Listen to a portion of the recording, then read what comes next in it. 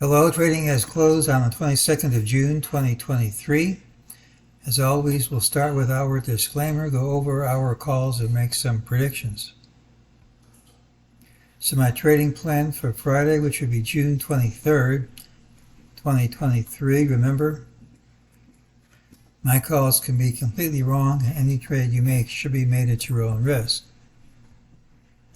Looked for the pattern today for the early low, which is what we got, and tomorrow should also have the early low. We said the commonest thing was the gap and a prompt move outside the day's range, and we got that. And we said the ideal situation for me would be a gap down with follow through. Here's what we said. We got the gap and prompt move outside the range. We got the early low. We got the gap down, but there was no follow-through. So without the follow-through, it's not the ideal situation for me.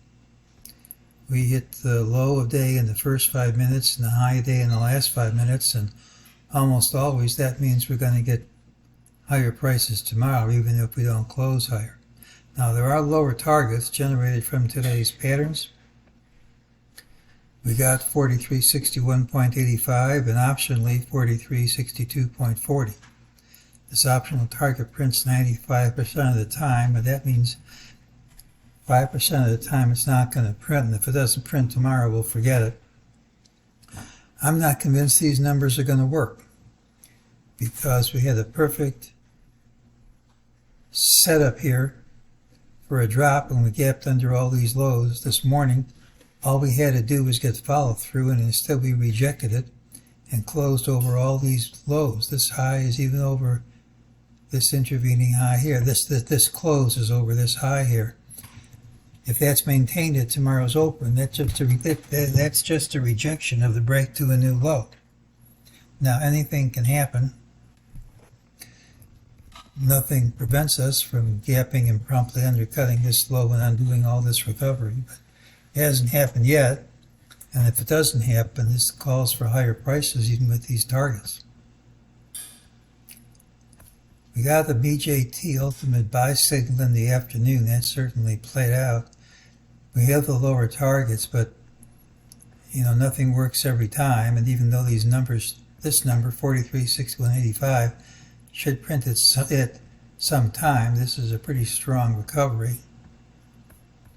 This is the FOMC announcement price.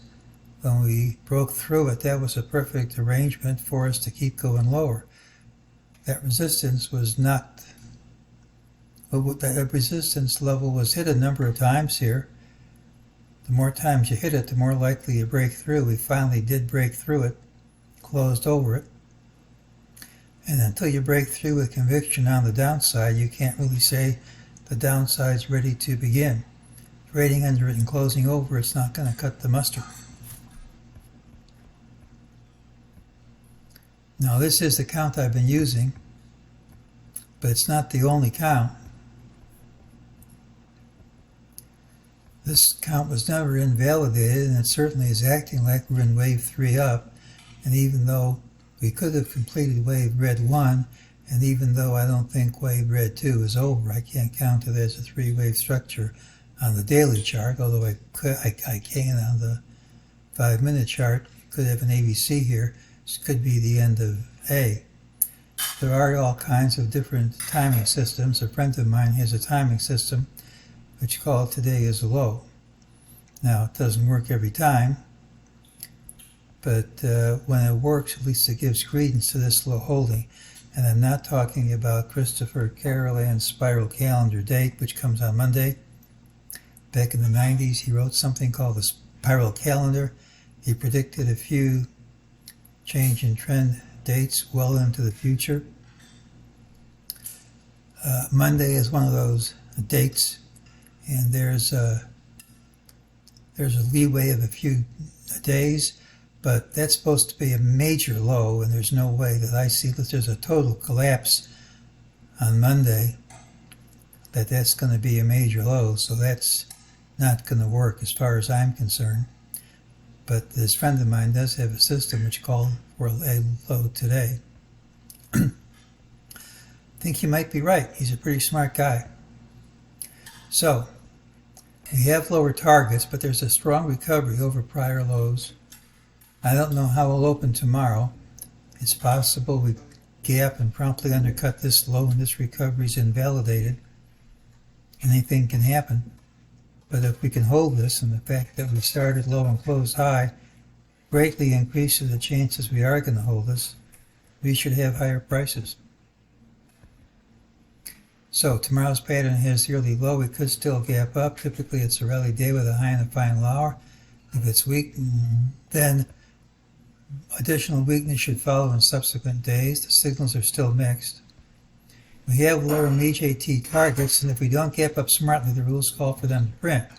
Now the volatility index dropped to a very low level of 12.91, and if we were to drop, I could certainly explain it. However, we had all the elements we needed for a drop today, and the market rejected that break lower.